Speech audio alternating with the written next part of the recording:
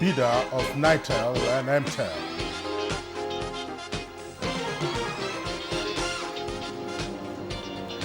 As 2015 general elections draw nearer, Inspector General of Police expresses commitment of the force to provide comprehensive security.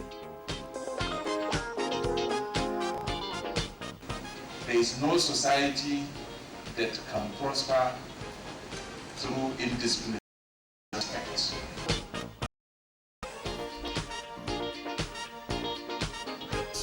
How will the budget create jobs and ensure inclusive growth?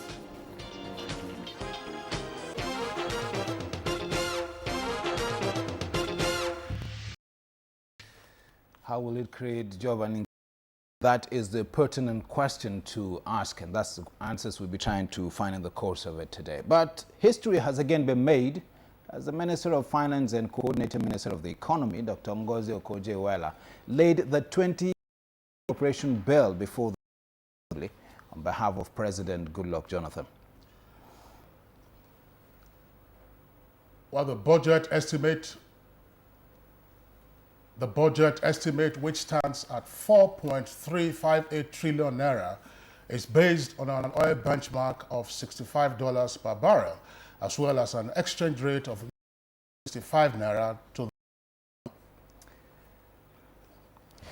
Now, out of the amount that has been proposed, 2.616 trillion naira was earmarked for recurrent expenditure, while by way of diversifying the economy, the federal government plans to restructure governance with a view to closing many loopholes and leakages, while a more efficient tax administration system is to come into effect in 2015. Right, Kingsley, it is expected that the federal government may generate up to 650 billion naira from more taxes. So, question is, how will these measures show up the nation's revenue base? There's a that we intend to throw to our guest as we x-ray the 2015 appropriation bill as presented to the two chambers of the National Assembly. And that, without any surprise, is our focus on today's edition of Good Morning Nigeria. I'm Ibrahim Adra, glad you could join us for the program. And I'm Kate. My pleasure also in joining Ibrahim to watch this edition of Good Morning Nigeria, which is reaching you live on the network service of the Nigerian Television Authority. Of course, for 2 days, Good Morning Nigeria was not on air, and that was as a result of the work stoppage by Ratau and NUJ. Obviously, it was a warning strike, a 3-day warning strike, which followed. Was suspended yesterday. So on Wednesday and Thursday we're off, and it's our pleasure to be back today on Friday. Coming up in the course of the program will be our regular segments. That will be newspaper review, business news, and sports and arts and entertainment. In the meantime, we're going over now to the news studio for the main news with Lydia Sampson. Thank you, Kingsley, and good morning to you, the two gentlemen, and to now the news. The federal government has flagged off the nationwide workers' housing scheme with an appeal to the labor unions to partner with government rather than being confused whenever there is an industrial dispute. The flag off of the housing scheme is in fulfillment of the federal government promise to provide 100,000 housing units to workers. The first phase is in collaboration with the Nigerian Labour Congress, the Trade Union Congress, as well as private developers.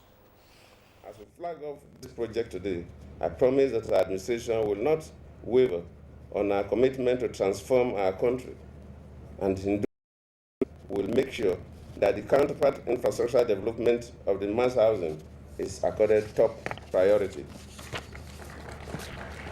I call on the entire Nigerian working class to continue to serve as partners in progress with the government and social partners with the employers through the NLC and TUC. This will ensure that there is industrial harmony in their places of work. I reaffirm that we will not rest on our oars until we significantly reduce the housing deficit in the country. We share in your belief that workers are the any productive economy and their level of welfare can be reflected by the housing accommodation. Today is a clear statement, Mr. President, that you are poised to improve on the welfare of public servants. We are a big thank you to you. President instructs participants at the maiden edition of the National Migration Dialogue to fully examine the situation of internal displacement in Nigeria. Represented by Vice President Mohammed Namadi Sambo, the President says the dialogue will shape national migration orientation. That priority is not only on international migration, but also reflects the internal migratory being experienced in some part of our country. The Nigerian Constitution guarantees the right of every Nigerian to reside anywhere in the country without discrimination. Therefore, I call on all present at this National Migration Dialogue to take the responsibility of synthesizing Nigerians and government at all levels to respect this right. The theme of the dialogue is better migration as a tool for national development. The National Council on Privatization has given to the successful bidder of Nitel MTEL Nightcom Consortium at the sum of $252. The meeting was chaired by Vice President Mohammed Namadi Sambo. So what happened today was that the NCP was approving the transaction, which is like the final phase of the approvals, because only the NCP has the powers to pronounce a winner. So the NCP today confirmed the process, and so the transaction from the point of view of approvals and emergence of a preferred bidder is now confirmed. As Christmas celebration draws closer, Nigerians have been urged to continue to preach love and unity of the country with conviction that God will surely deliver the country. President Jonathan made the remarks at this year's Carol of Nine Lessons organized by the Aso Villa Chapel. The president, who joined to acknowledge the power of persistent prayers of various religious bodies, urged Nigerians to pray fervently for the unity of the country, especially as 2015 election year approaches.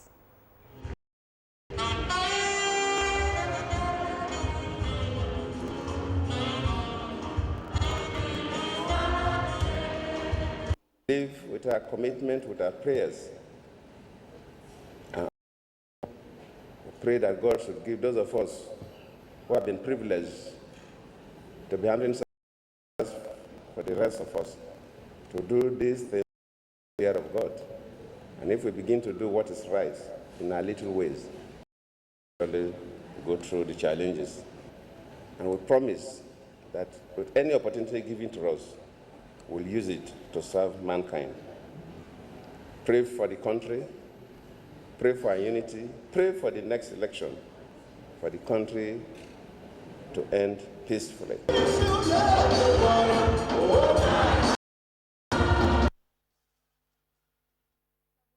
News after this break.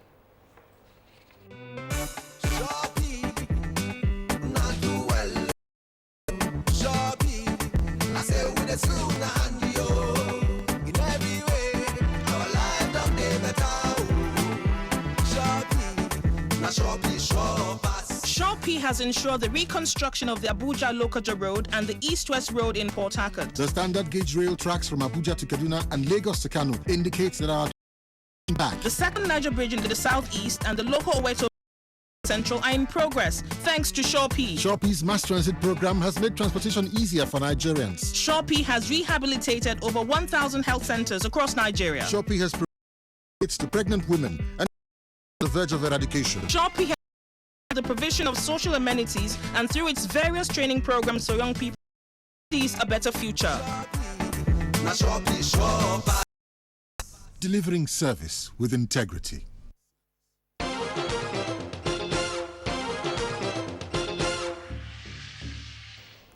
Hard work, honesty and humility will remain the guiding principles in the discharge of the core mandate of the Nigerian police force, especially as the 2015 general election is fast approaching. The Inspector General of Police, Suleiman Abbas, stated this at the conferment of awards of excellence on 3 police officers for their outstanding matters of national security. The Inspector General of Police says the police are committed to providing comprehensive security for the 2015 elections. Well-articulated election strategy can only be jeopardized if peace and security are threatened. First, agencies must be professional, impartial, and observe rules and international norms in the conduct and performance of their duties. Professor Atairu Jega observed that politicians either induce or induce agencies and others involved in elections, and the INEC has made adequate preparations for the conduct of the 2015 general elections. The election will be undermined and it will not be effective. But most importantly, if other partners, in particular security agencies, do not do their best and do not secure the electoral process with impartiality and non-partisanship, obviously everything that we do as an election management body will not deliver that aspiration of Nigerians. The Minister of Education, Malam Ibrahim Shekara, has urged contractors handling projects at the Federal University Kashiri, Gombe State to speed up work or face sanctions. The minister read out the warning as a result of slow progress in the execution of work at the project site in the institution, despite the disbursement of more than 7 billion naira to the Federal University Kashiri, Gombe State. Projects that we have commissioned in all the institutions we have visited, I feel satisfied. They are quite solid. The furnishing and the finishing are factory, and we commend the contractors for doing a very good job. The federal government has declared Thursday, the 25th December, and Friday, 26th December as public holidays to mark Christmas and Boxing Day celebrations. A statement by the Minister of Interior, Comrade Patrick Abamuru, says similarly Thursday, January 1st, 2015 has been declared a public holiday to mark the joins all Christians and other Nigerians to extend the spiritual benefit of Christmas, which are peace, justice and kindness to their daily living, and through this contribute to the development of Nigeria. With immediate solutions in sight to the plummeting global price of crude oil and gas, major gas-producing countries across the world have identified measures such as assessing alternative markets and their gas resources for their country's development. This came to the fore at the just concluded 16th ministerial meeting of 13 member gas exporting countries in Doha, where Nigeria's Petroleum Minister Dezani Alisa Madikwe emerged the new president of the forum. One country to be entrusted with of the two most important organizations in the energy sector. I think it shows that the international community has a lot of confidence and respect for us, and it shows also that some kind of level of coordination between the oil and gas sectors. And that's the news for now. It's my pleasure to hand you back to the two gentlemen in black. Kinsley. Oh, well, the two men in black, it's a Friday, really. I mean, it's a coincidence, I believe, Andra, that we're in matching colors. If it were a lady, would have said, well, thank you very much, Lydia, for that jibe. This is good. We're taking a short break now. When we return, business news will be up. You know that you are exposed to 100 illness-causing germs every day. I encourage my kids to learn new things, and if they get hurt, I rely on my Dettol to fight germs. It's like my own first aid kit. My family protection from germs. My Dettol surfaces and clothes, keeping them clean and safe from germs.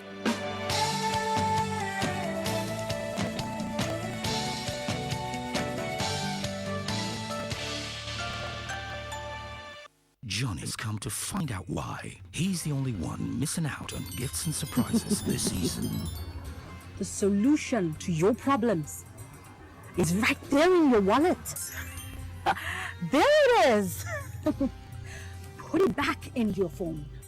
You can now start to enjoy all the surprises you've been missing. Put your MTN SIM back in your phone. Text 11 to 400 and watch the surprises start rolling in.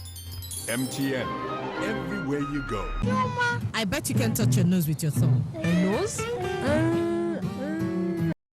Same with your toilet. There are in your toilet that detergents cannot clean. That is why the new Harpic 5 times complete gives you 5 times better cleaning than detergent from the rim all the way to the U-bend, making your toilet completely clean.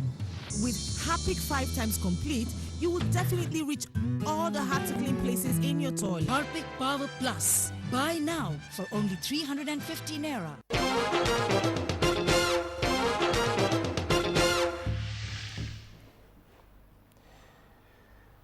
All right, thank you for remaining with us. I'm trying to make sense of Lydia's comment. Men in black, is it the color of the cloth or that the gentlemen are looking sweet? Whatever it is she meant to say. But thank you all the same, Lydia. Now let's talk business. And the leading story in our business package this morning, Bank of Nigeria for effort at stamping out currency speculation to strengthen the Naira. Now, correspondent Shikiola Laikbinai is our guide, and she has this as well as other reports in our business package.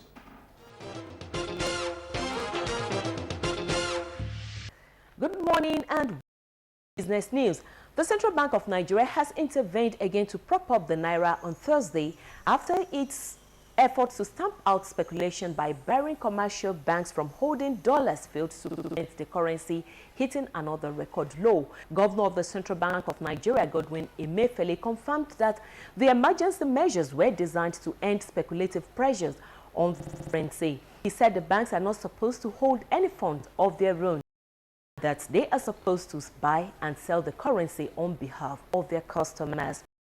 He said regulatory interventions against speculators were unlikely to solve Nigeria's basic problems, with too few dollars coming in from oil sales. Thursday's decline for the Naira followed a record closing low on Wednesday after the Minister of Finance, Ngozi Okonjo-Iweala, slashed the economic growth forecast in the 2015 budget.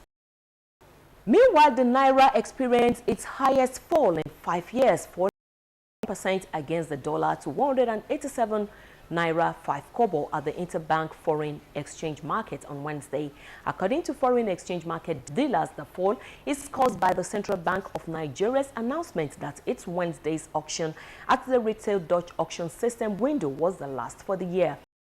Announcement, traders and importers access the retail Dutch auction system window rushed to the interbank forex market to place their demand. This reportedly led to a huge demand for the greenback at the interbank market. The interbank market rate to close at 87 Naira 5 kobo, down from 180 Naira 50 kobo. On has stated that the official window of the foreign exchange auction would reopen on January 5, 2015. And now to oil matters. Recent falls in the price of oil are likely to be temporary, so says the for Saudi Arabia. The minister, Ali Al-Naimi, said commodity price fluctuations were and that he was hopeful for the future. He added that it was difficult or impossible for Saudi Arabia to undertake any measure that would lead to a reduction in its share of the market.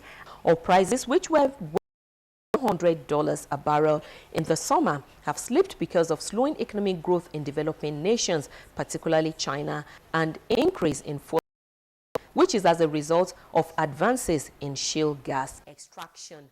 And that's business news. I am Shikiola Ikpenaye. The rest of the program will continue. Stay tuned.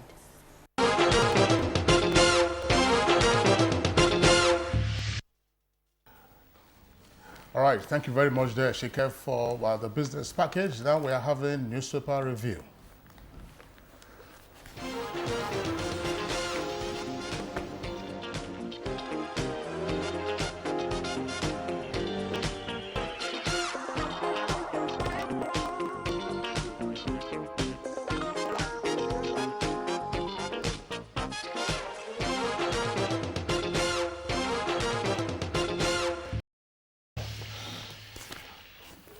Okay, as usual, the Good Morning Nigeria reviewer, newspaper reviewer, Bayo Atoyebe is right here with us in the studios.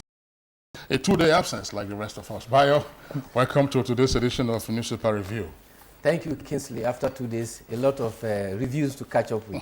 Good morning, Nigeria. Absolutely, Bayo. But we'll begin our review with what we have in the papers this morning. And Bayo, of course, in the course of your commentary, you could remind us of some of the headlines that we were unable to give to our viewers on Wednesday and Thursday. Very briefly, of course. So the newspaper review, I'm beginning with leadership. On Friday, leadership has as its lead story. Of course, let's say that a story that is fairly come onto the front pages has to do with the latest assault by Boko Haram on some locations in Borno State. Outrage over fresh kidnap of 185 women with 2 riders as Boko Haram strikes near Chibok, kills 35. We hid in bushes to, according to survivors. Also on the front page of leadership is a story there, just at the foot of the front page, actually. At the foot of the front page, she emerges as APC Presidential Campaign Director General. Details to be found on page 10.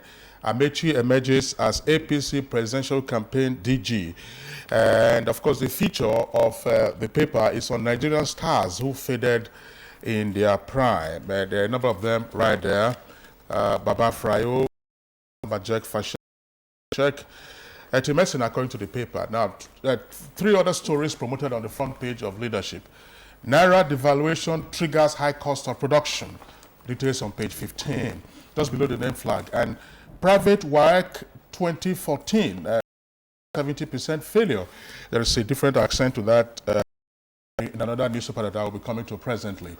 And student stabs father in the eye over Christmas clothes. Be found on page 7. Student stabs father in the eye over Christmas clothes. Now, let's go very quickly to the inside pages of the leadership page. Let's take page stories from, rather, I will begin from page 59. I'll take a story each from 59, 60, and 61. Prisoners, national news on leadership. Prisoners may vote in 2015 as court upholds inmates' rights. Prisoners may vote in 2015 as court upholds inmates' rights. And then on page 60, federal government to punish vice chancellors found guilty of misusing intervention funds. Of course, this came from the Minister of Education, that severe punishment awaits any university management that invests intervention funds to earn interest. Rather, they are to utilize the money very quickly. FG to punish VCs found guilty of misusing intervention funds. 61 of the leadership, Constitution Amendment, that's the kicker. Constitution Amendment, State Assembly's return report to National Assembly today.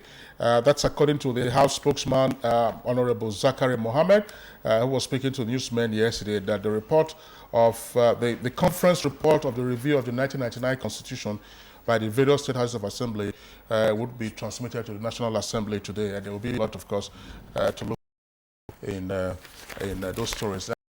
62, governor's father dies at 101. At page 62, that's Lagos State Deputy Governor has lost her father. He was 101. Then the next paper that I will take very quickly is The Guardian. The Guardian leads with the story on the insurgency. Insurgents killed 32, abduct 100 in Borno, and no plan to attack Abuja suburb, says that Department of State Services, also known as the SSS.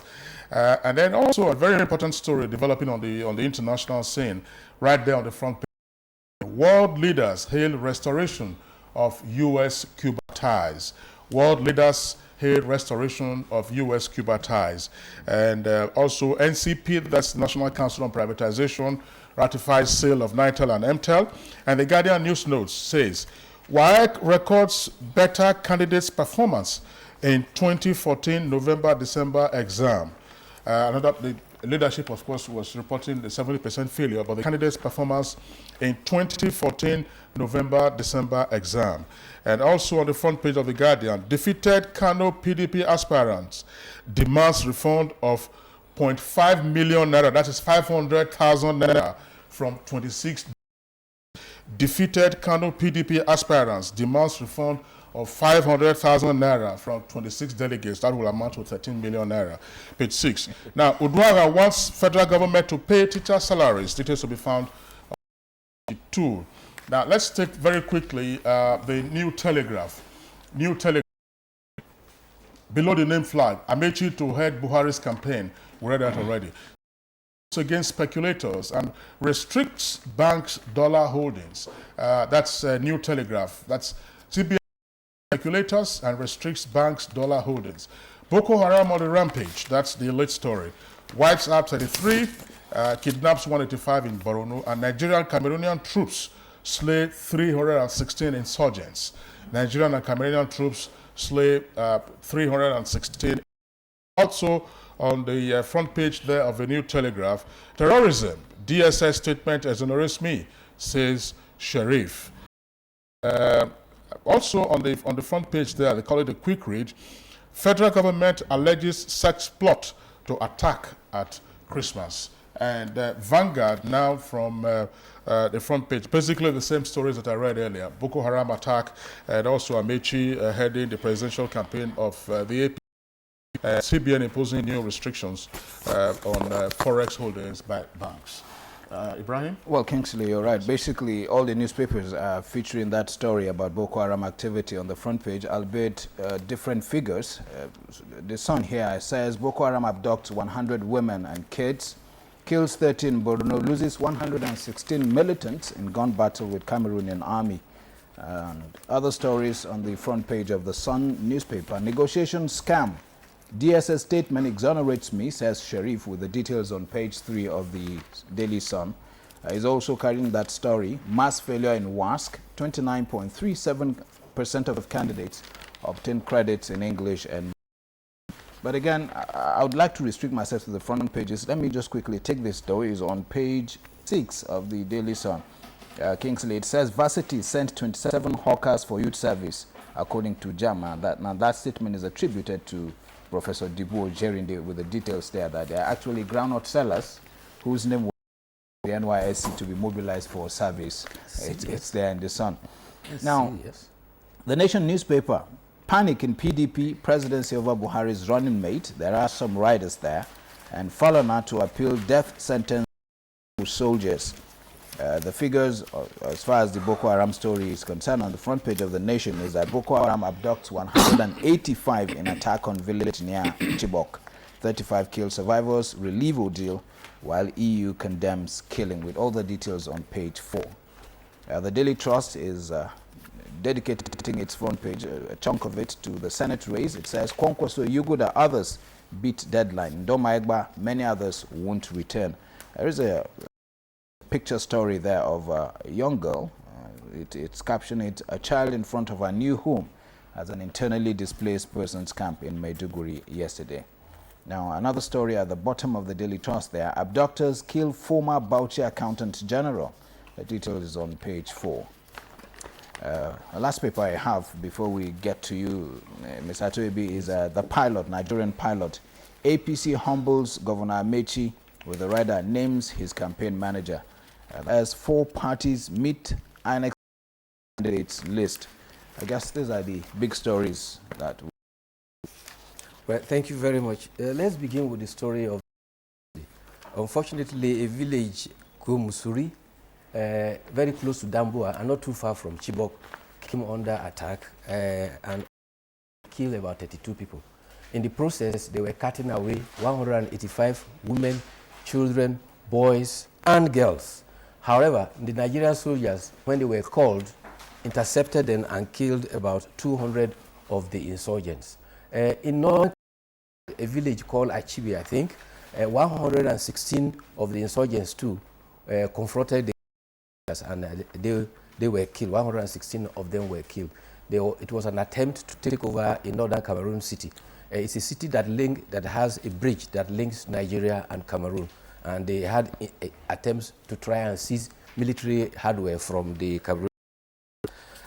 Also related to the insurgents, they have given a warning to the Emir of Kano and a civil society group, Muslim rights, that should not be taken lightly, and it has advised strongly that security around the palace of His Royal Highness Muhammad Sanusi should be beefed up and not should be taken very lightly.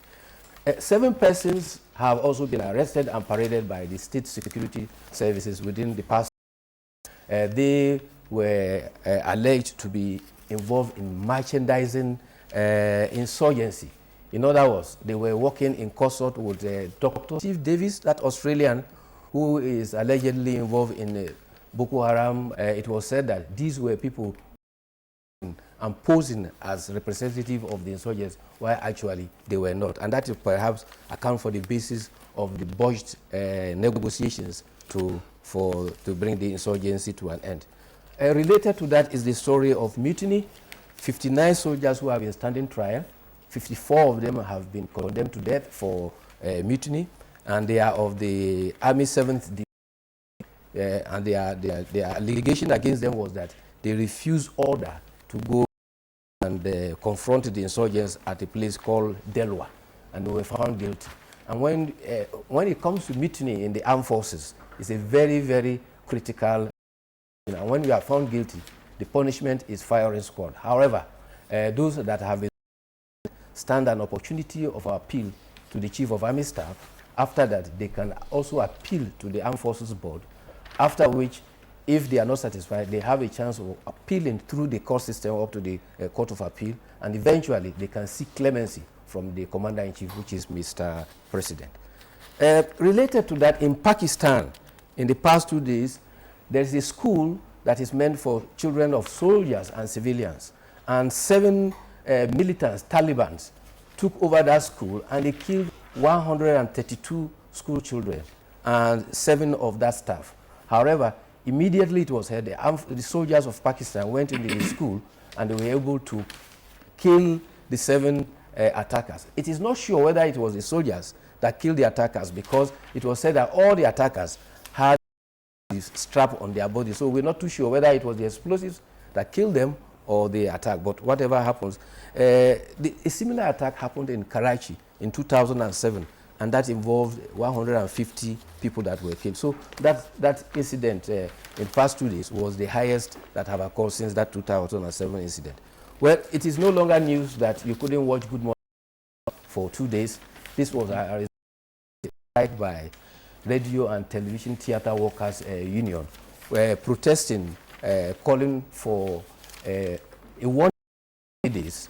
Gladly, that has been suspended now, and was predicated on their demand for weighing allowance. Weighing allowance is due to broadcasters for the fact that they work almost every day of the week, including public holidays and weekends. And because of this peculiarity, they are entitled to allowance, and that allowance is supposed to be about 14% of their basic, and there had been negotiations were not met, and that was why they had to down tools. But reason has prevailed now. They have suspended that temporarily, hoping that there will be negotiations and they will carry on. It is noteworthy to point out that during the tenure of Professor Dora Akunyili, in fact, initiatives were taken to the extent that there was a recommendation for a media salary scale. However, that terminated at the level of the meeting of permanent secretaries, and it didn't proceed any further. I think if that is pursued, it will help.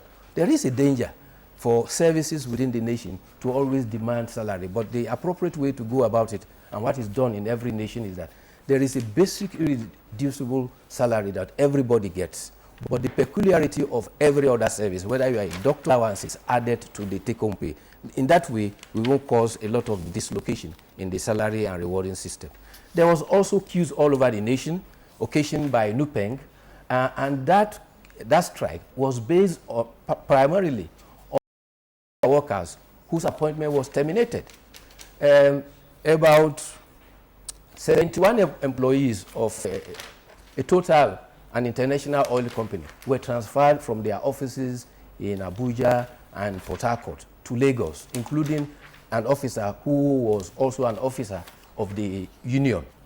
She went out to plead with people to reverse the transfer, but the organization refused. She took her entitlement inconvenience allowance amounting to about 9 million, but refused to go on transfer. And after a period of about 30 days absent from work, her appointment was terminated and her entitlements were even paid. And that is the basis of the strike.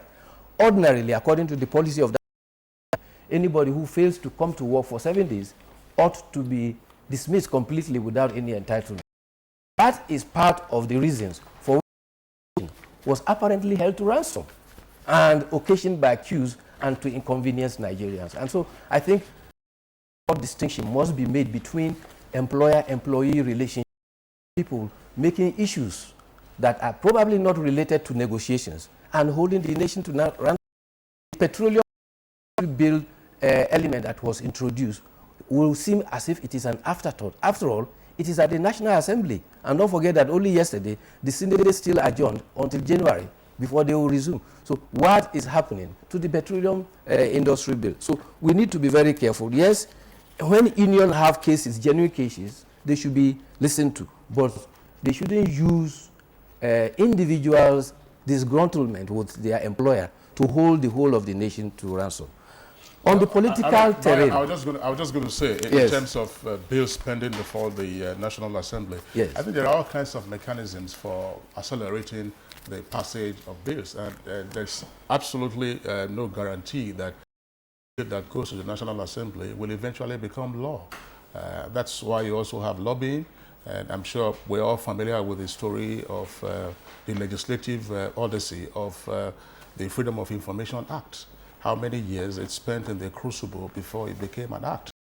Various measures that were taken. I just wanted to add that background to your explanation. Please go ahead. Thank you. On the political scene, it's no longer news that Professor Yemi Osinbajo has now become the running mate of General Muhammadu Buhari. And this process of his evolving as a candidate portrays a lot of good lessons for all of us. Here we were, there was a lot of horse trading, a lot of lobbying, a lot of arguments. And at the end of the day, when General Buhari was given the sole responsibility of picking his running mate, he zeroed down on Professor Yemi Osinbajo. And they asked that Yemi Osinbajo should be called. They were prepared to send an aircraft to fetch him from Lagos.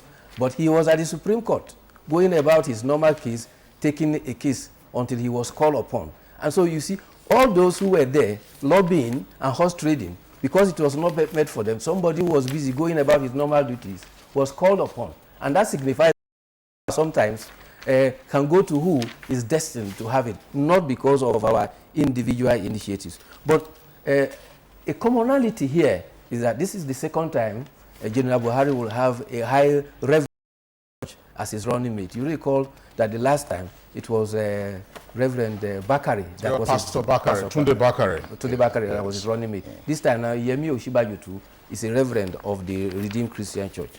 Well, there has been adjustment to 2015 budget, and I don't want to bore you with the details, except for the fact that there's going to be a lot of belt tightening. And the good news is that because the inflation rate has considerably improved and the prices of food in the market have not escalated, the minister in charge of the economy has given assurances that the downtrodden people will not be affected much. However, tax on luxury items, in vehicles, aircrafts are going to increase, and there will be a lot of taxation to try and redeem some elements of the budget. International training and travels are to cut back. There was this earlier report Kingsley read about U.S.-Cuba ties. Absolutely. The whole world has greeted that unity of U.S. and Cuba coming together, establishing relations.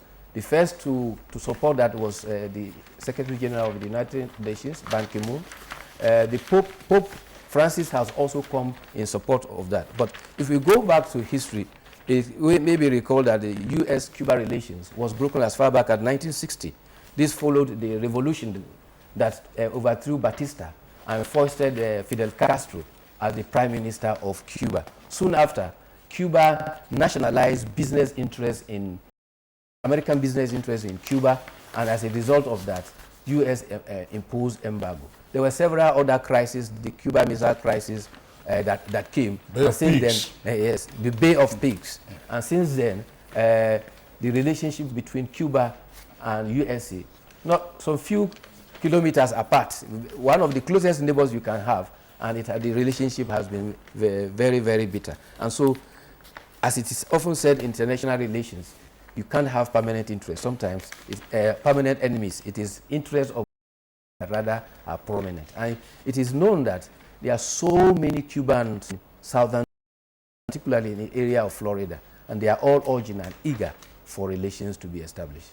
Well, that's Bayo. It's a happy development. I mean, the rapprochement between the U.S. and Cuba is something that the whole world is looking up to with a great deal of eagerness, because as acknowledged, I mean, the relationship, the basis of the relationship is clearly.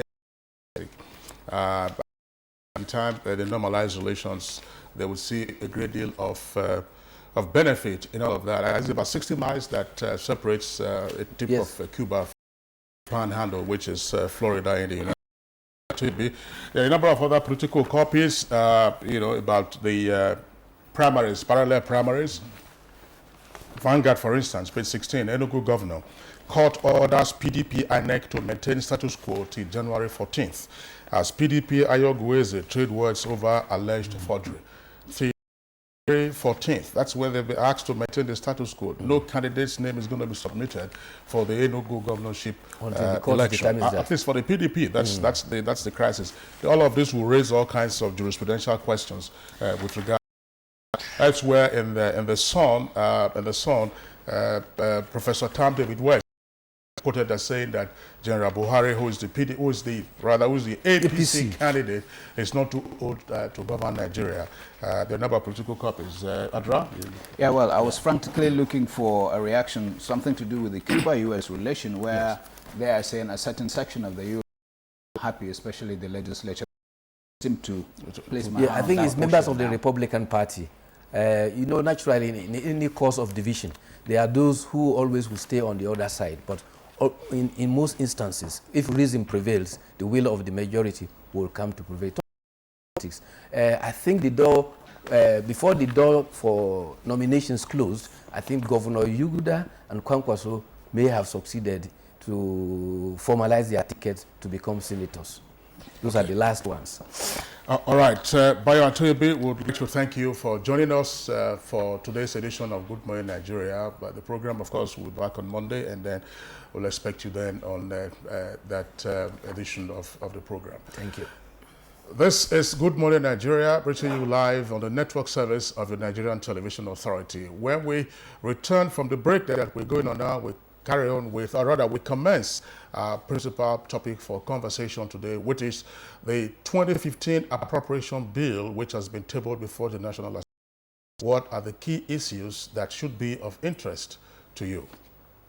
Do you know that you are exposed to up to 100 illness-causing germs every day? I encourage my kids to learn new things, and if they get hurt, I rely on my Dettol to fight germs. It's like my own first aid kit.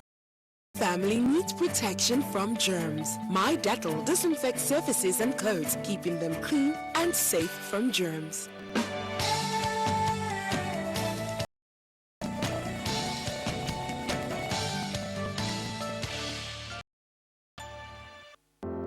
From the west to the east, the north, and to the south of our country, the APC with their governors have been busy building a better life for Nigerians. The APC has built thousands of kilometers of quality roads, miles of bridges, and flyovers. We have built tens of thousands of state-of-the-art classrooms, with numerous universities offering Nigerian students education from primary to high school to university level and beyond. The only states which have invested billions into and actively developed and built independent power plants, which has improved the quality of life of Nigerians, can be found in APC-governed states.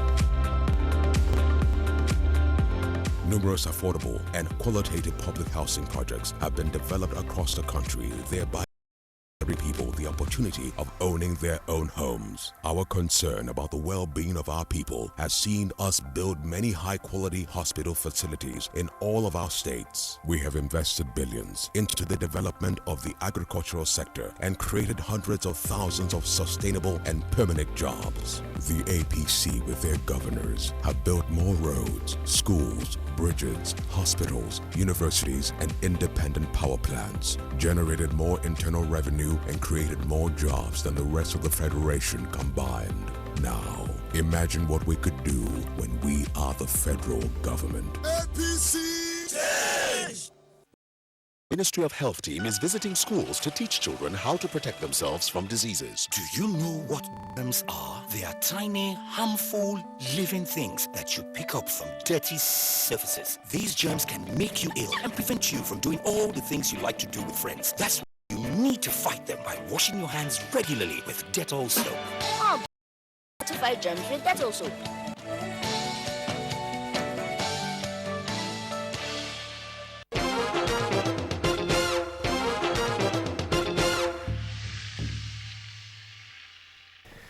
Now, the end of every year is usually a busy period with a lot of activities, and one of such activities is the presentation of the annual budget to the National Assembly for consideration and approval, and that is in line with the provisions of the nation's constitution. The 2015 budget estimates of 4.358 trillion naira has been laid before the legislature by the Minister of Finance and, of course, the coordinating Minister of the Economy on behalf of President Goodluck Jonathan. The budget, tagged Budget for Job Growth, is 8% less than that of 2014. Bosede Adebayo reports that the 2015 budget aims at diversifying the economy. The 2015 prepared in line with current realities to ensure that the nation transits from an oil-dependent economy to a post-oil dependent economy. Consequently, diversification will be key in driving the Nigerian economy from. The coordinating minister of the Nigerian economy, Dr. Ngozi Okonjo-Iweala, said the development bank will be created to support small and medium enterprises and the manufacturing sector. Attention will also be paid to the housing sector and insurance to explore their growth potentials, while priority will be given to development of infrastructure, security, education, and social safety nets. Our goal is that in the next 3 years, starting 2015, with policies about enforced compulsory insurance like you have in other countries, that expand innovative insurance products. For example, the housing insurance, we require that all those who are going to purchase houses with the mortgages must have insurance. All of this is going to boost the insurance industry to enable us take the number of policy holders from 3 million today to 10 million in 3 years, to increase the number of jobs. It's a very good creator of jobs. The Director General Budget Office, Dr. Bright Okongu, said in spite of global challenges, the Nigerian economy is strong. He said government will push harder to ensure that ministries, departments and agencies remit their revenues into the government coffers. Shopee has been proven to be an extremely successful program. Very successful. People who travel on the roads from here to Lokoja will have seen that those roads, not just that one, the road was not like that a few years. Now you can see how it is. East-West road in the south-south has been taking a long time, but with money that is pumped into it, that's also a big increase in what they have achieved.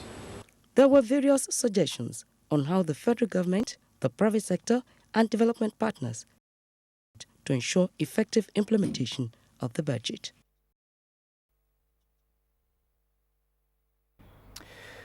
Well, I'm pleased to introduce to you our program this morning, Dr. Bright Okongu, Director General Budget Office of the Federation. Dr. Okongu, it's good to have you join us on the program.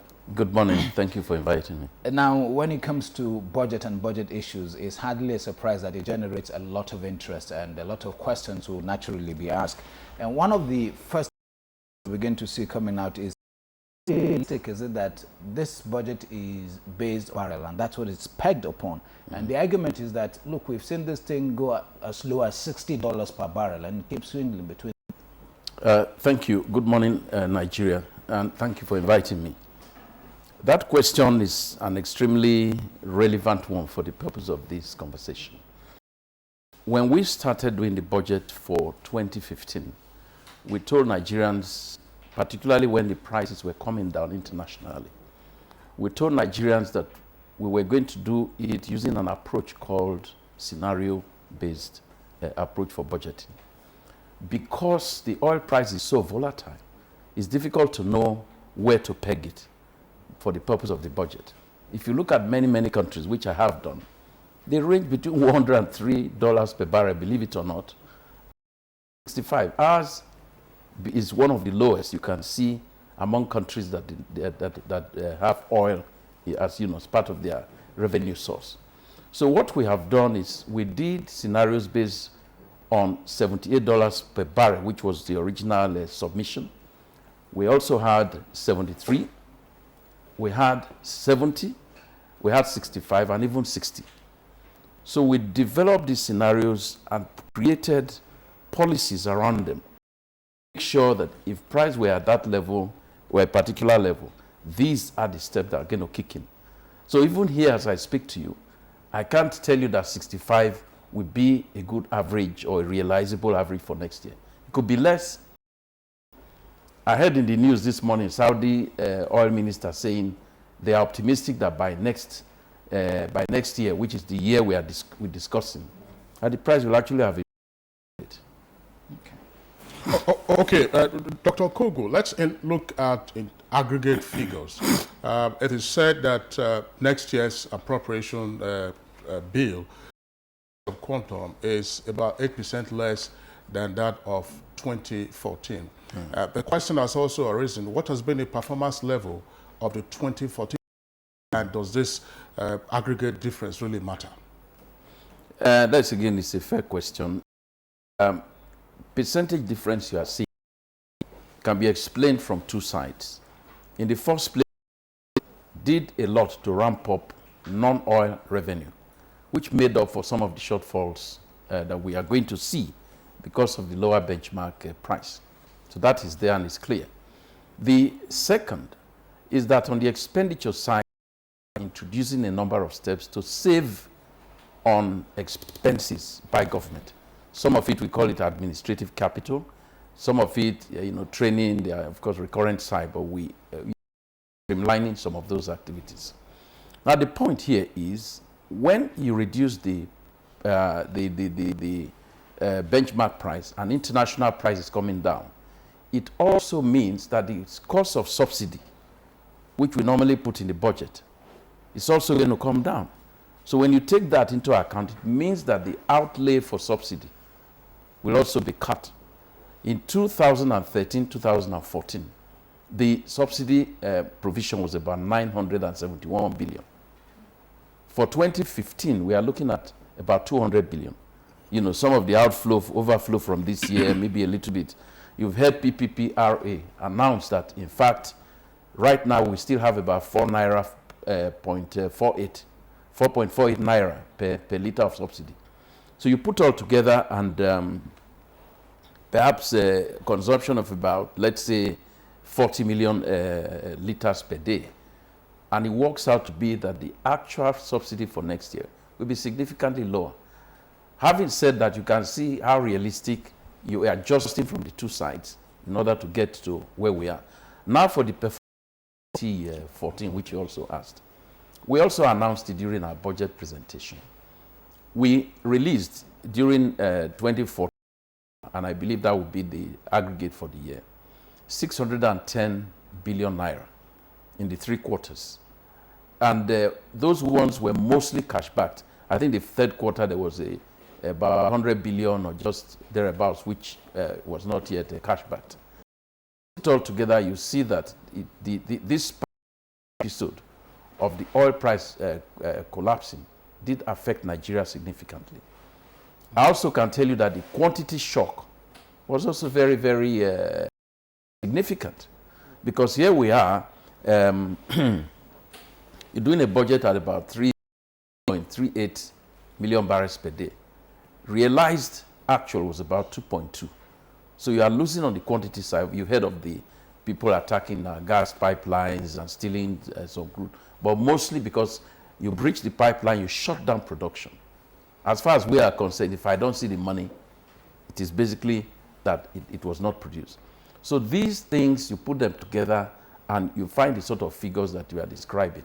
But let me add that Shopee, which I also I think referred to during my presentation, we provisioned 268.3 billion for Shopee. 268.3. That money was utilized very effectively by those sectors that are beneficiaries. 208 billion of that money had actually been deployed for all these projects and programs. So you put it together, the regular budget, which I mentioned, 610 minus what was not cash back, plus another 208. It was not so bad. Okay, well, Dr. Kogo, there are a number of issues that, of course, we'll have to deal with on this. And you've raised some of them in the course of your explanation, but you would need to explicate further. I give you the oil price, $65 per barrel, is also predicated on an average daily production. Now, the average daily production, according to the projections for 2015, in fact, higher than what you would... Or thereabouts, million barrels per day.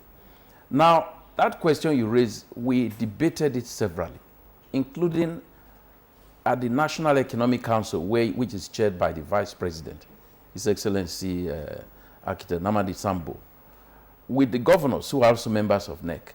And a vital question was raised. Do you say that because people are now breaching, they'll be breaching this, government has been doing a lot to correct this?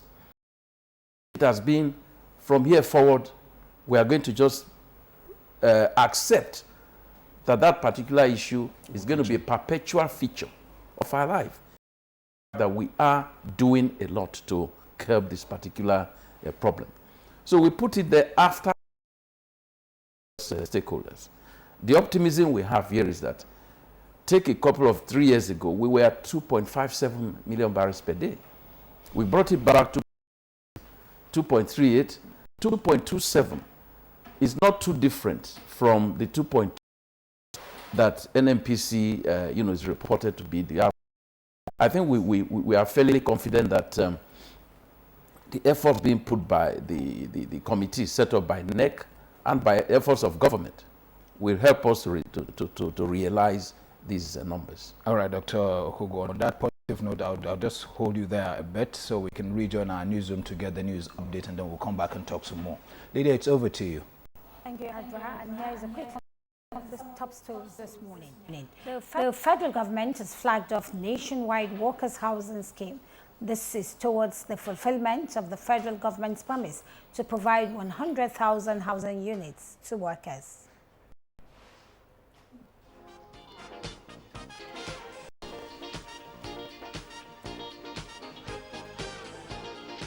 The National Council on Privatization has given its approval to the bidder of NITEL, MTEL, NATCOM Consortium at the sum of $252 million.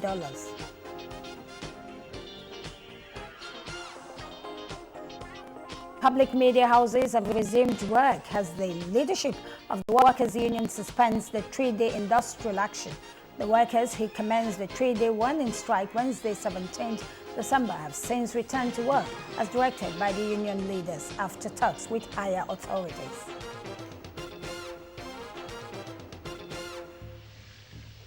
It's back to Adra and Kinsley. The very fine ones, I guess you want to add, Lydia. Thank you so much anyway. Now, we're still talking budget issues, and Dr. Okogo is here in the house. When you talk about budget, there are some questions that would appear from lots of information, if you permit my using that. The average man will be asking questions that are very simple. I'll put myself in their shoes this morning and ask this. You have slashed the budget. There is a slash, of course, occasioned by the crash in oil prices. And yet we're getting assurance that all is well. To the average man, in his very simplistic manner, it will be that, okay, if you slash, and you're saying we're still fine. Perhaps all along there has been wastages, leakages, or avoidable expenses. Is that the situation? If it is, what are you doing different to perhaps block those leakages? Thank you for the question. I also put myself in the shoes of the average man, all of us in this context.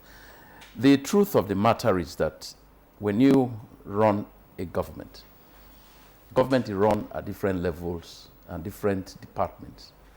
And in this instance, when we say all is well, we're not saying all is as well, we expect it to be as well this year as they were maybe 2 years ago or even first part of this year. No. The reality is that our own revenue profile is severe, and we've said it.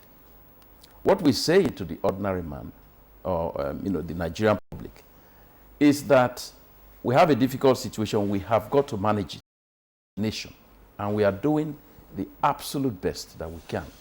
And we've had support from Mr. President with respect to the various programs that we proposed, which he approved. For example, the issue of luxury tax to be levied on, well, you can call it tax or surcharge. It's a luxury surcharge to be very precise. Those are not going to be things that the ordinary person on a day-to-day basis will be affected by. Private jet, private yacht, and things of that type. So government has thought about, we give it a lot of thought and determined that, look, let us do the best that we can under the circumstances. Those who are better off to pay and contribute a bit more to this recovery effort that we are all associated with. The other aspect, some of the wastages you mentioned. Yes, in governance, you will find things that governments do, departments of government do. I referred, for example, to the issue of training of Nigerian civil servants. We want to hold a seminar. It's done in Dubai or somewhere, distant like that. Those are things that you can do without.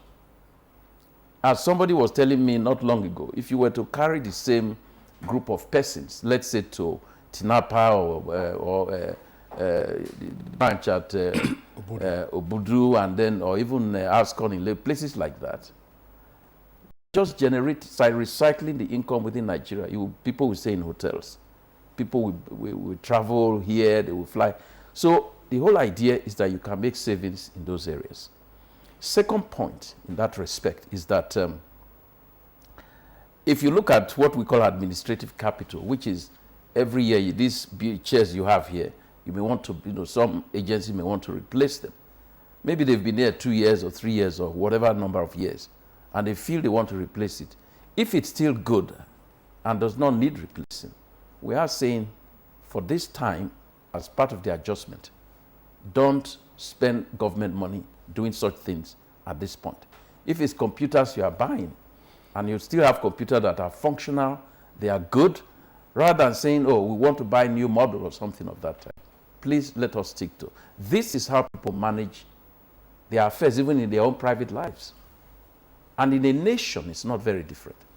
So these things we have looked at very carefully, gone through the budget proposal, and extracted them. And if you recall, it didn't start today, by the way. We've been pursuing this as part of the fiscal consolidation of government, where we're pushing more for revenue, and we are, squeezing the expenditure side in order to remove things that are not absolutely necessary to run government. I'll return, Dr. Kugwe, I'll return to the issue of dealing with recurrent expenditure in the course of this conversation. But a matter that is also pertinent is as follows. There is a clear mismatch between government's expected revenue, including the basket of measures that has been proposed, as well as the expenditure side. In other words, we're probably faced with a deficit of over 700 billion naira. Yet the government says it's not going to go into borrowing. How do you expect to finance this deficit? Okay, thank you, Kingsley. Let me explain. It's not that government is not going to borrow. Government said that for the purpose of the budget, the borrowing trajectory would be on a downward trend. A few years ago, just after the salaries were jacked up very, very significantly. The budget at that time was hit by this requirement. So what you were borrowing at that time was way beyond 1 trillion. Today we are looking at about 570 or thereabout, 600 even. So this is, I mean, every year governments borrow, it's all part and parcel of deepening the market and all that. But in this instance, the clear message is that in spite of the difficulty, we are not going to rely on, say, borrowing our way out of the problem. Some countries do that. Okay. But ultimately, I mean, this is something that has happened in so many countries. Humanity has learned how to deal with these matters. They've made mistakes. You learn from the past. Countries that rely purely on just borrowing and borrowing and borrowing, when you have a difficulty, you don't face it. You say to yourself, let me just go and borrow. What you are doing is you are piling more and more debt obligations for future generations, for your children, our children, and their own children in the future. So a responsible government faces the reality. If we are going to cut some of the expenditure, like I described, those we consider to be probably we can do without for a little while, it will save everybody down the road. Well, in the same framework, that's the same appropriation bill, there is a clear indication that some 900 billion is being proposed for debt service, in this case, local debts. That's about $1 trillion. What are the sources of these local debts? Well, the question you asked just before this actually answers that. We borrowed so much in the past in order to finance some of those huge increases, for example, in the personnel costs. It's not that you don't adjust personnel, you do in any society. It's just the extent of adjustment. If you do it like a 53% increase, as I mentioned, that is huge in a single financial year for any fiscal system to deal with. So the reason today that you have 943 billion naira required to service the debt obligations of the country, it's essentially that you borrowed before. So the question you ask, why are we not going in that direction, is precisely because you want to make an adjustment. To digress a little bit, one of the reasons the UK economy is considered to be one of the strongest today in the EU area is because they took hard decisions many years ago under their former Prime Minister Thatcher, and many similar things. They were not pleasant at that time, but today the resilience of the economy is being enjoyed by the citizens of that place. So what we are doing, we are looking to see how best to manage what is available without just saying, okay, let's go and borrow. By the way, just to correct a slight, you said the 943 is for is both domestic and external debt. The only difference is that the external debt component is very small. So it's mostly domestic, yes.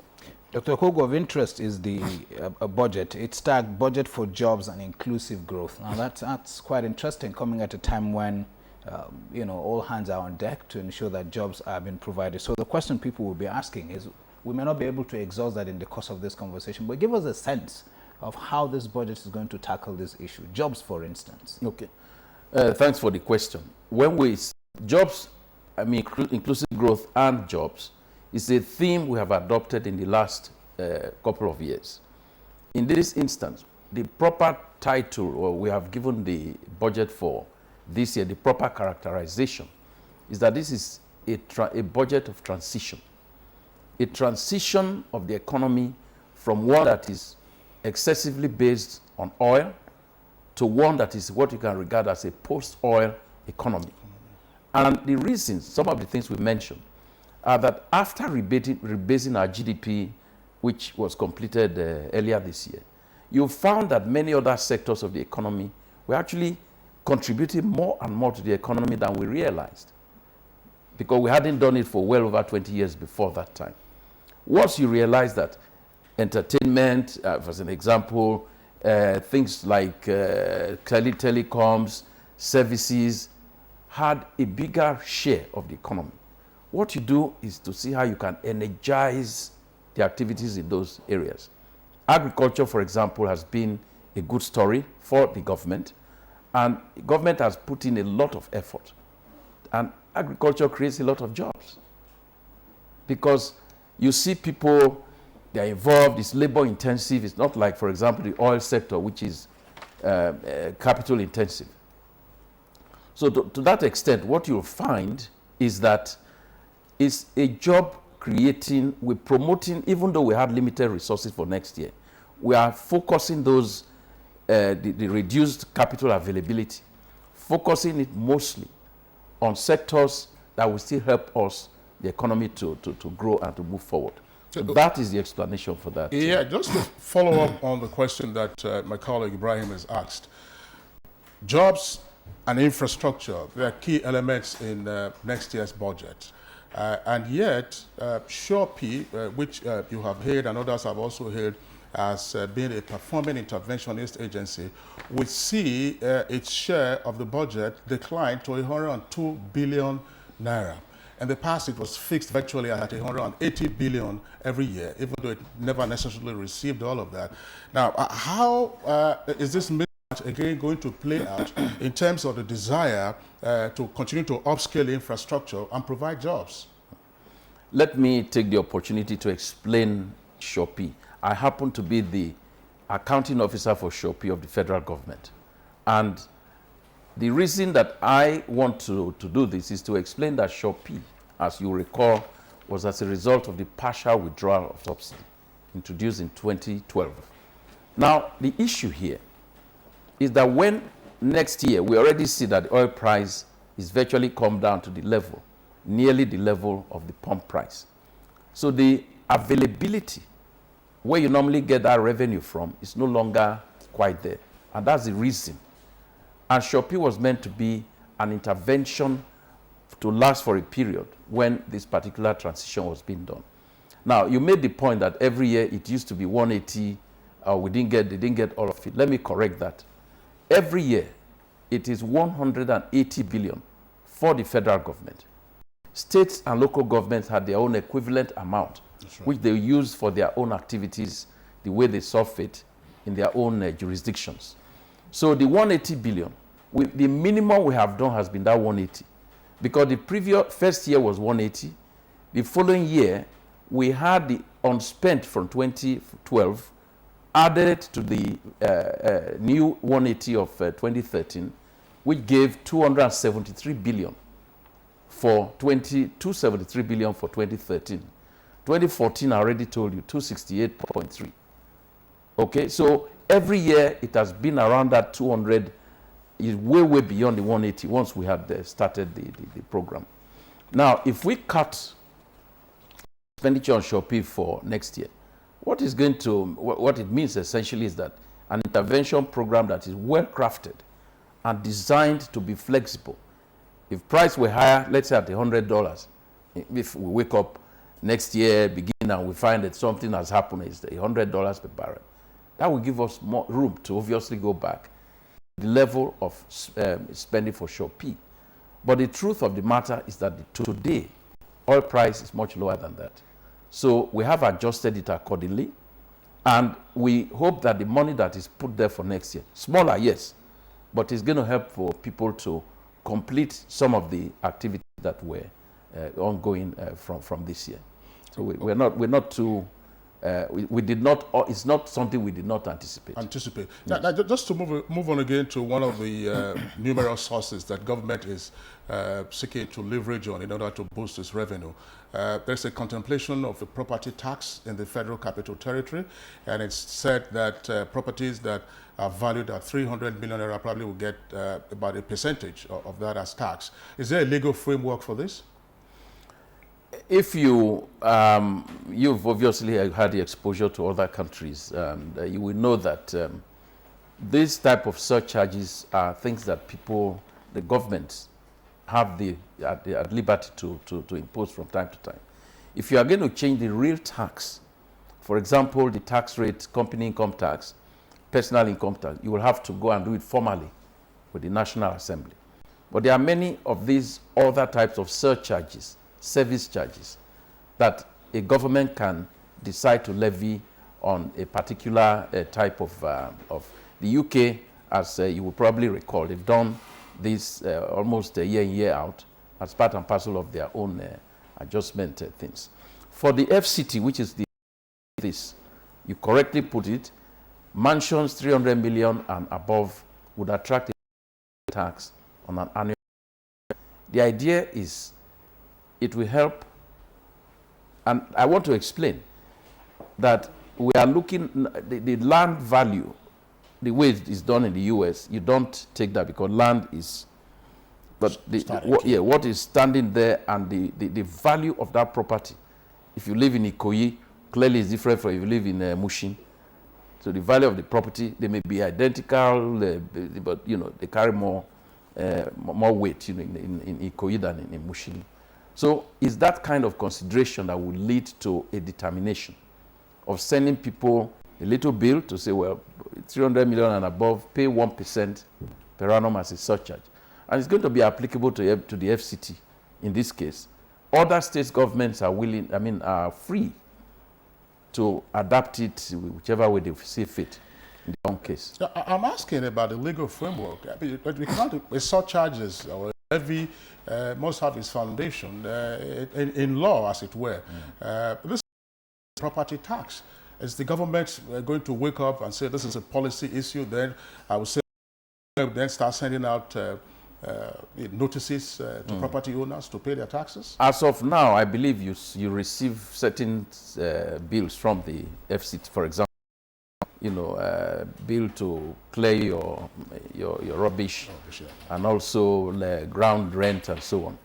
These things are not unknown in the administration. These are sort of administrative type, fiscal related type of activities that the government can go ahead and introduce. Well, and of course, if there are big issues that require that people should go back and talk about the going to the National Assembly or state legislature, then clearly those things will be done. But we have consulted, and our understanding is that introducing such charges of this type can be done.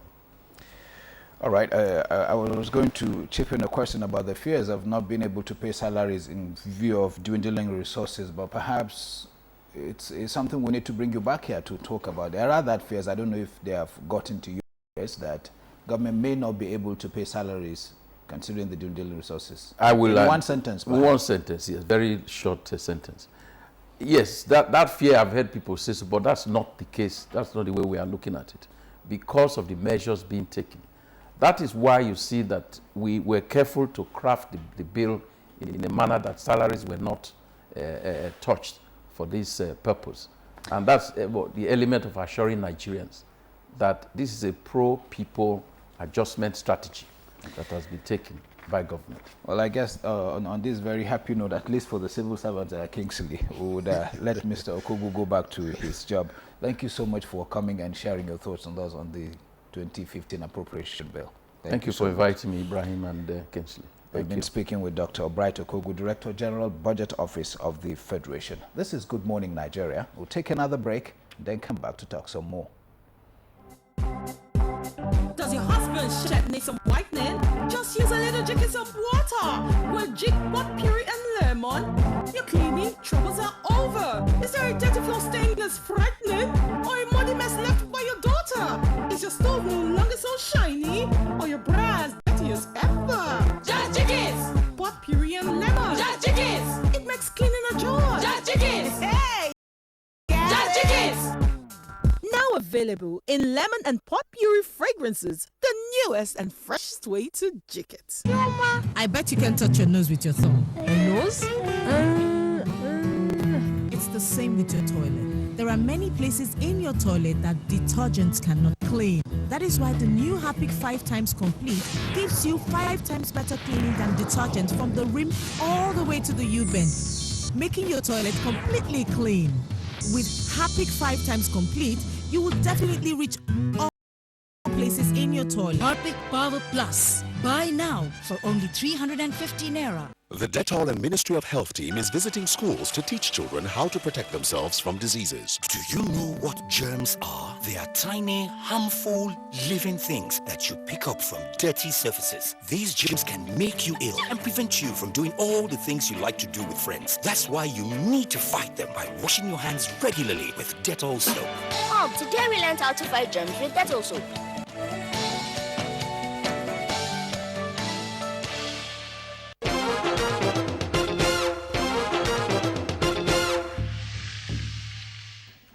This is Good Morning Nigeria, reaching you live on the network service of the Nigerian Television Authority.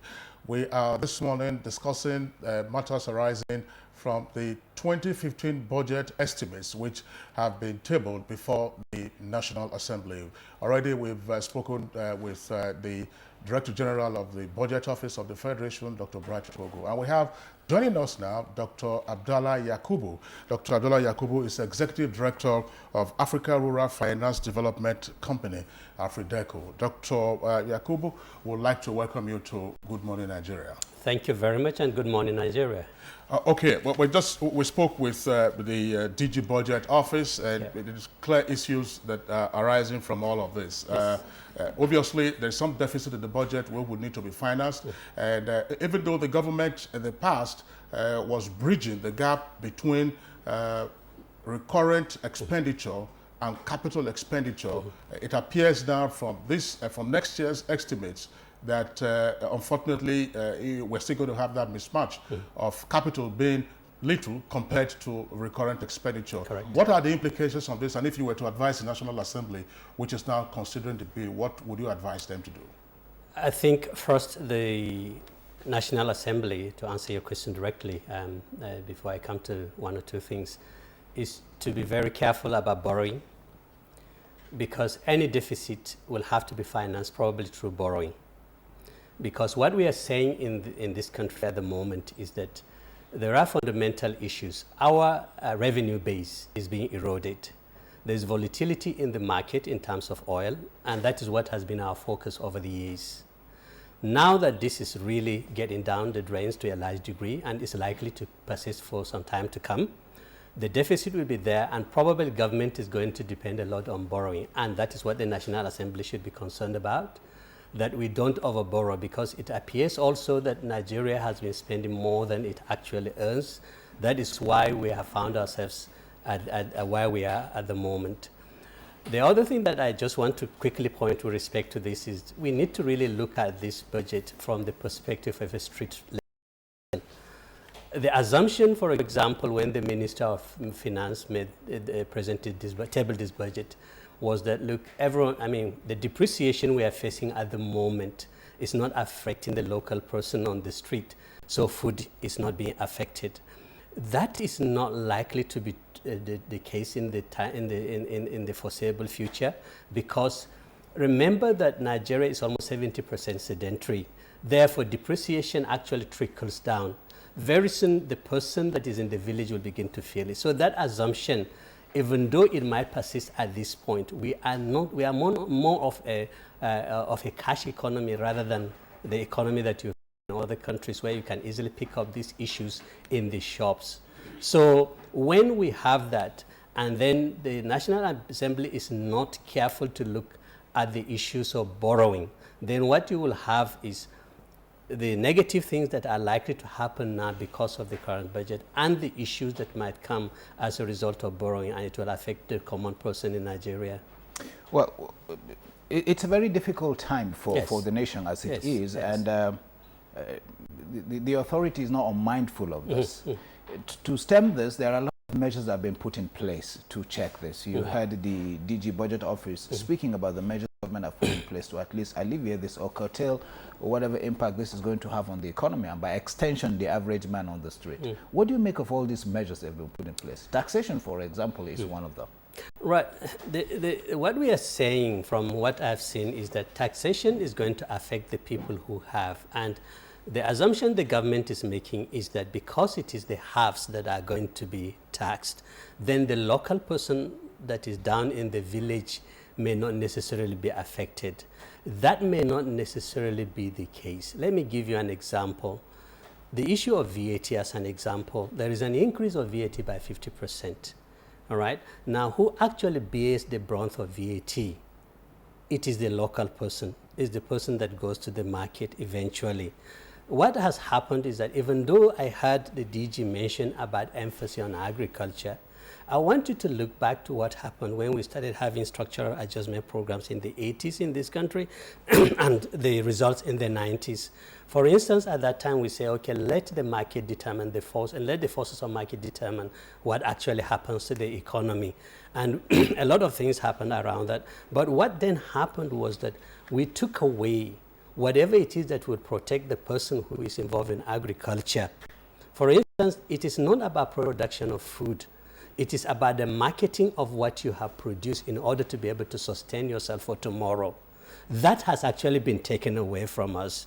And as a result of that, a lot of people moved away from agriculture, proper agriculture that would properly sustain this country, into the oil area-based sector.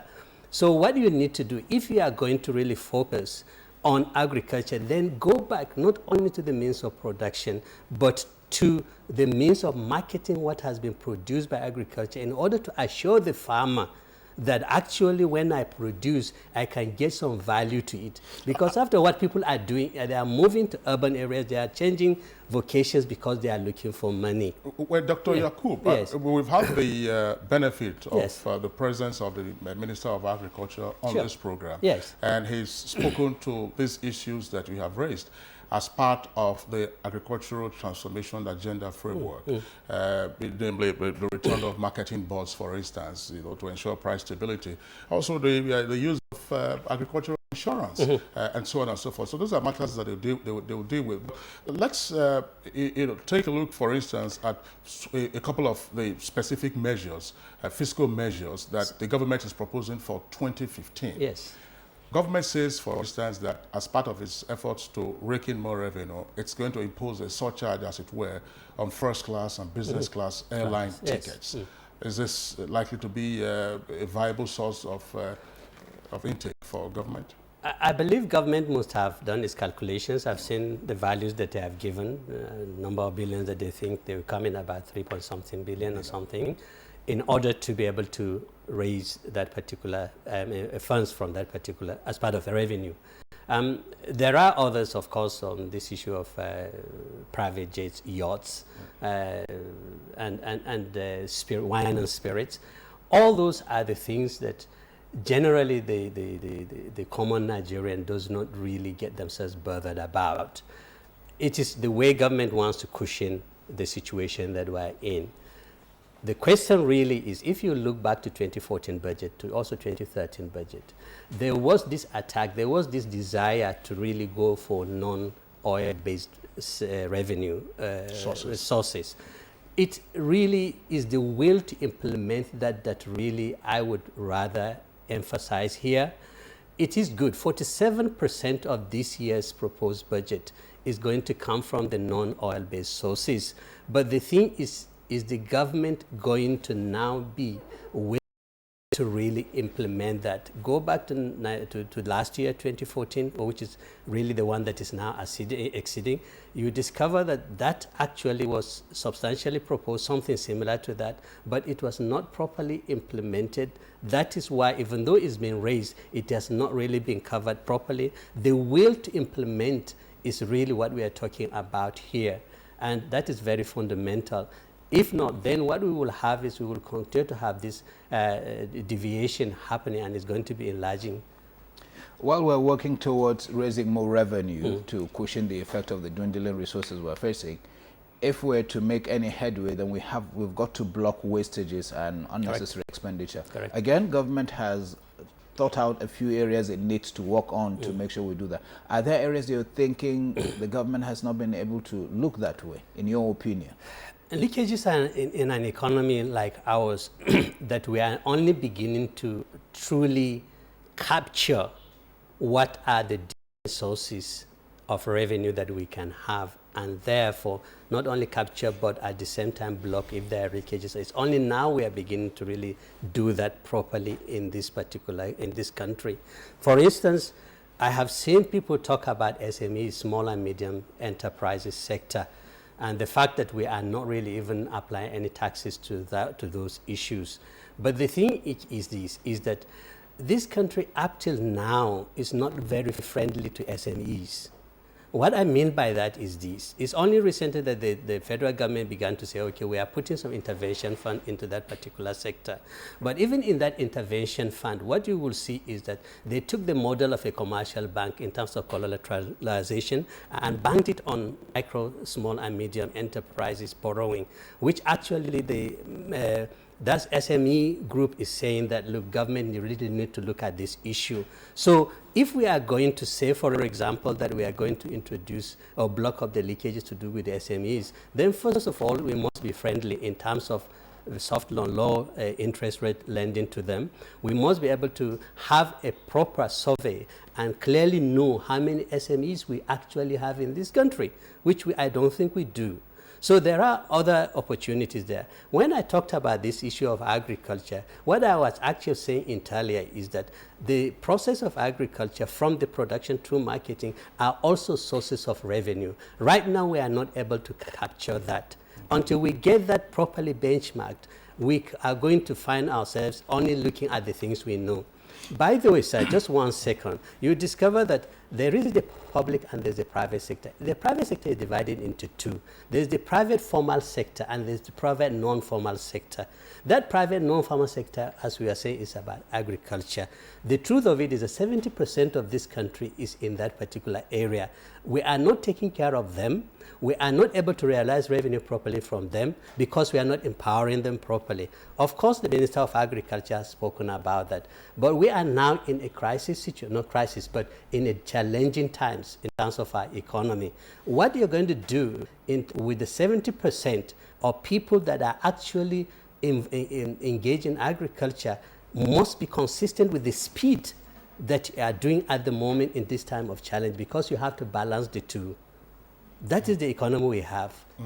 Okay, Dr. Yakub, yes. Let's, the pioneer status is usually an incentive that is granted to new companies in order to incentivize them and then give them tax breaks and so on and so forth. Now, the government has come out clearly to say that there have been abuses in the waivers granted to companies that had pioneer status, as it were, and is reviewing this. What's your reaction to this? Do you think that there should be harsher measures, or there should be elimination altogether of waivers?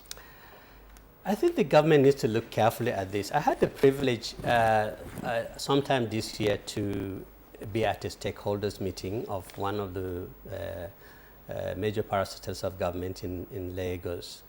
And one of the stakeholders I was chatting with him over lunch, and he was saying that there is a problem with the waiver, and the reason is that some people are actually not even utilizing the waiver properly, and some people really are applying for the waiver just because it is there. I believe that it is the right thing to do for government to really examine each of those things on the basis of their merits, and if need be, grant. If not, look for something that will replace waiver that has got value to it. That is just the way I would normally approach. So I think it is a good approach. Okay, Ibrahim, just before you pop your next question, we are here discussing the federal government's appropriation bill for 2015. Yes. And the reason why all of this has become all the more important is because of the dwindling oil revenue that we've seen in the last 6 months or so. Also, in the course of the program, we've raised the question as to what the responsibility of state and local governments should be. Because in the end, the actions, the economic or non-economic actions of those tiers of government also impact on the people, whether you want to create jobs or build infrastructure and so on and so forth. So in light of what the federal government is proposing, what do you think should be the takeoff point, as it were, or lessons that states and local governments may wish to learn from this, even though a number of the states have presented their budgets? The fundamental thing that I see this government is really trying to entrench is the issue of accountability. I think accountability has been a major issue over the years, especially at states and local government levels. There are struggles at the moment as to whether local governments ought to be accountable on an autonomous basis or not. That is politics. But the key issue here is for government to state government to really key into what federal government is trying to do, because the federal government has what I call a bird's eye view of a lot of things. There is a possibility, for example, that because one state is suffering, doesn't necessarily mean the neighboring state is not suffering, or the next neighboring state is suffering. And the reason is because there's a need for synergy, for interrelationship, which needs to be created at the top by the federal government. What I'm saying here is that what the federal government is recommending must be looked at at a micro level, at the state level and the local government, so that there is a kind of harmony between what is happening, so that we can have a better sustenance. For example, if we are trying to encourage local production, if we are trying to encourage export, if we're going to try to protect our own economy internally, like you said, is strong, which is being proposed, I think there is really the need for that particular synergy between states, rather than what is happening a lot of times these days. Well, I did ask the DG earlier on if this budget estimate was realistic, you know, benchmarking at $65 per barrel, and he did say there were some technical terms he used to describe what it was they did before they arrived where they were. Let me put that question to you as well. Do you think it's realistic? First and foremost, there are global reasons for volatility in the oil market. I am personally, based on the little information I have, and that is international to a large degree, I do not personally believe that we can actually sustain $65. Probably why we should benchmark is between 55 and 60, or 60 and 65, a bit lower than 65 to 70, which is the prediction based on the intelligence that has been given, that between 65 and 70 probably will where it will stabilize at some point next year. And my reasons include the following. One, first and foremost, I'm a little bit skeptical about, I don't have a clear understanding, let's the word there. Why, for example, despite this almost free fall in prices in the oil, OPEC still feels that it should maintain its quota? I don't know the reason why, and until I have a clear understanding of that, I think I need to put my reservation on that. The second thing is this. The intertrade in oil, a lot of countries are backing out because they are looking for alternative sources, and it is politics. So they want not to depend on you. They don't want you to hold them to ransom. If that is the case, I do not believe that 5 years down the line, we will see an improvement in this oil thing. And basically because a lot of countries want as much as possible either to create pressure to have a very cheap supply or to look for alternatives that is not oil-based. So the way we are going in this country looking for alternatives is the right direction, but the way we are benchmarking it at the moment, I like the way the Minister of Finance pushed it at that point. She says, at the moment, for the meantime. So basically the scenario-based approach, as the DG was explaining earlier, is perhaps a good word that they should persist in explaining.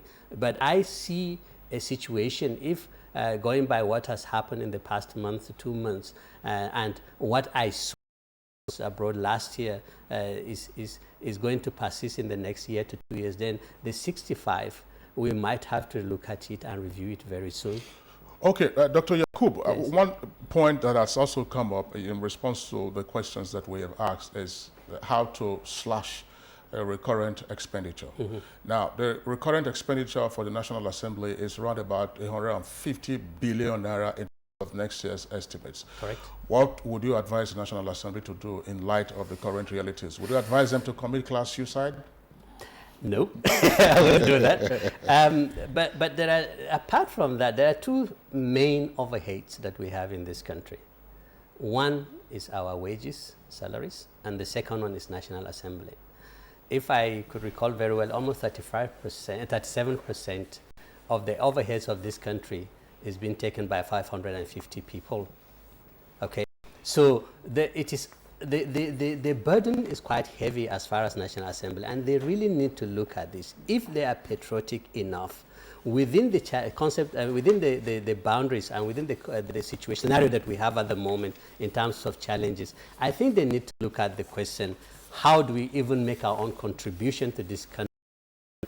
Are we going to cut down on our allowances? Would we give up our salary to make sure that other Nigerians are able to live? Those are kind of things. The other thing I need to emphasize is that every government in the world is pushing what is called slim government. I am not advocating retrenchment, but if you don't plan, you plan to fail. You have to plan for those who are likely going to retire, who are likely going to be made redundant, in terms of empowering the SME sector properly, so that you can graduate them into, so they can be independent, self-reliant, and also become employers of labor. Slim government is very important, and that started some years, about 2 years ago, when we began to introduce a lot of digital things into the scenarios of salaries and government dealings and so forth and so on. But every part of the world, every government in the world, including the UK and all over it is, and even the emerging economies. Luckily, I am on the committee for regulation for Basel III, for banking regulations. So I know what is happening in other parts of the world. So the important thing is to really begin to ask, as part of this transformation agenda, to look at how do we introduce slim government. It is not about retrenchment, it is about transforming the economy and the workforce of this country into an efficient and that can actually do wonders for us. I guess that's a critical question to us, actually. How do we begin to have a slim government? Yes. Now, this is a topic that I'm sure we'll be talking about even next week. We'll perhaps come back. That's right. That's right. I mean, there are many perspectives to all of this, and I mean, you've raised very important issues in terms of your responses. The same way, of course, the DG Budget Office also, dealt with the fundamentals and pertinent questions arising from that. But Dr. Abdallah, we've got to let you go at this point. I'd like to thank you for coming and sharing your thoughts with us on the program.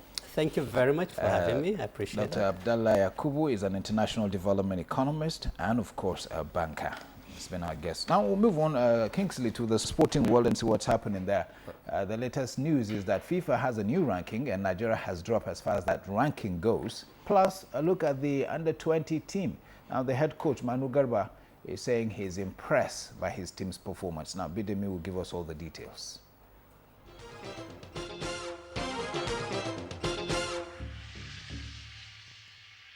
African champions Nigeria will end the year 2014 in 43rd place in the monthly FIFA rankings released by the World Football Governing Body on Thursday.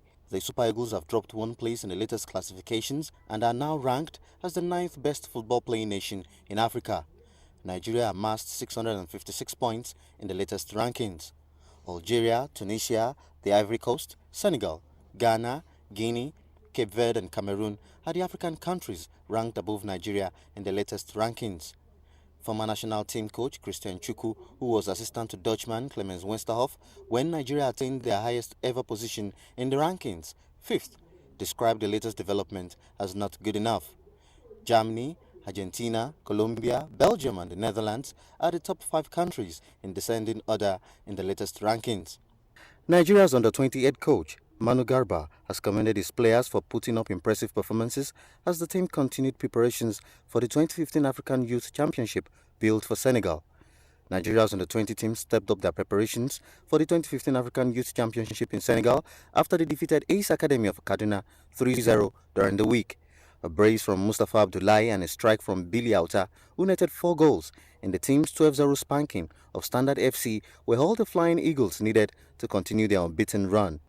Meanwhile, the country's under-20 national team will play Highlanders of Kaduna on Friday before going for Christmas break to return on December 27, 2014. Nigerian international striker Ikechukwu Uche has extended his contract with Spanish club Villarreal CF. Uche will now play for the Primera División club until 2017, and he duly took to Twitter to announce the development. Uche joined Villarreal from Granada in 2011, initially on loan before the deal was eventually made permanent. He scored 14 league goals in his first full season with the Yellow Submarines and followed it up with another 14 last season. The 30-year-old has already scored 4 goals in 13 league matches this season. Es la jugada. Va a sacar la pelota Bruno, el centro de Gio y el remate de Ike Chukwuche. En el 2-0. Segundo tiempo, al descanso, realizó 2 cambios la Real, aunque la reacción no duró prácticamente nada, porque aquí Giovanni habilitaba a Uche, que en el mano a mano con Claudio Bravo marcaba el cuarto.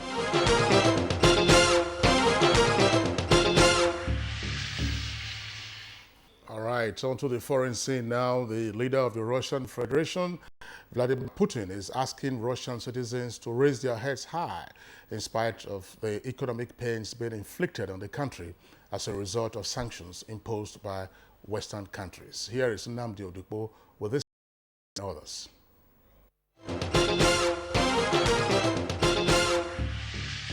And welcome. From Russia, we heard the President Vladimir Putin has attempted to assuage fears of economic collapse and promised rapid recovery as he faced hundreds of journalists amidst the worst financial crisis of his rule. Speaking at his annual press conference on Thursday, the Russian leader said that the economic downturn will last 2 years at the most and promised to support the poorest segment of the population. Russian authorities have made a record hike of the key interest rates in the country and spent billions to stabilize the ruble. And Cuban President Raul Castro hailed the mutual decision to re-establish the U.S.-Cuban diplomatic relations, but urged Washington to lift the 5-decade-long embargo against his country. He challenged Barack Obama to modify the policy, which is rooted in U.S. law, with executive action. On Wednesday, the countries agreed to restore diplomatic ties that were severed more than 50 years ago, and U.S. President Barack Obama called for an end to the economic embargo against its old Cold War enemy. Obama said on Wednesday that the U.S. was changing its relationship with the people of Cuba. And finally, in Colombia, FARC rebels have declared an indefinite unilateral ceasefire to start on December 20, saying they would only use weapons if they came under attack by the army. The FARC have repeatedly called for a bilateral ceasefire as part of the ongoing peace process. Last month, FARC freed an army general and 2 other hostages they had captured, paving the way for peace talks to resume. President Juan Manuel Santos had halted peace negotiations in the Cuban capital, Havana, after the rebels seized 5 hostages, including General Ruben Dario Azata. The move disrupted efforts to stop Latin America's longest-running war that has killed more than 200,000 people since 1964. And that's it on the foreign news. It's back to Kingsley and Claire.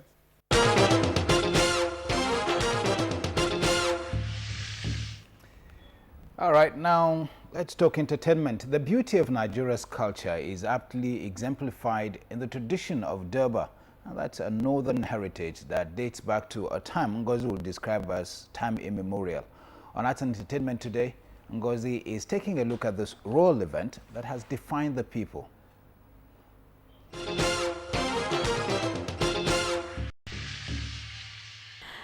Hello, good to be with you again. And now to our story. Each day, Nigeria's rich cultural heritage comes to bear in our dances, food,